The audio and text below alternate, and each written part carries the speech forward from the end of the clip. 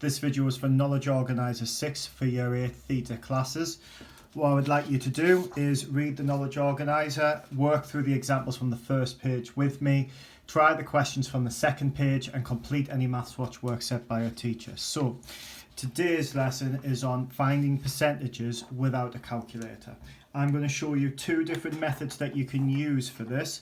The first method works on this question here. So it says, without using a calculator, find 40% of £55. Now, 40% is the same as 2/5.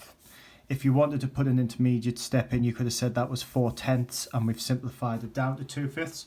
So all you have to do is find 2/5 of £55.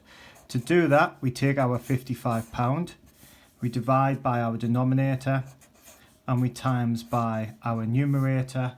55 divided by 5 gives us 11, times by 2, and our answer is £22. I will come back to this question and show you another method after I have done this one here.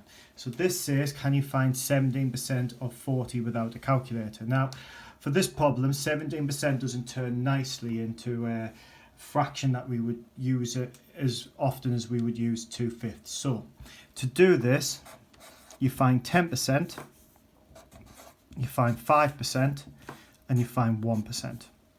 You find 10% by doing 40 divided by 10, and that gives us 4. We find 5% by getting our 10% and halving it. So we get our 4, we divide it by 2, so our 5% is 2. You can put your pound signs in here if you want, or you can put them in at the end, it doesn't matter. To get 1%, you take your 10%, which is 4, and you divide it by 10, and that gives you 0.4, which would be 40 pence. As I said, you can put your pound signs in at the end, but make sure they're all in the same units. So, to work out 17%, 17% is 10%, add 5%, add 2%. So, 10% we have up here, so that is £4. We have 5%, which is here,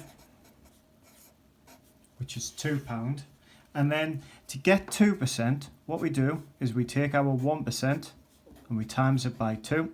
So we're going to get the answer of 0.8080 pence. So to work out 17%, we add these together. And if once we add these together, we get £6.80. Now, I'm going to show you how you could use this method to help you work out this first problem we had here. You could do that by working out 10% of our £55. So we would do 55 and we would divide it by 10, and that would give us 5.5 or £5.50. So to work out 40%, what we need to do is we would times that £5.50 by 4. That gives us £22, which happens to be the same as what we have up here. So both methods work to give you the answer. It's up to you which one you prefer to use. Can you use this to help you work through the second page and then complete the question set on Maths Watch? Thank you.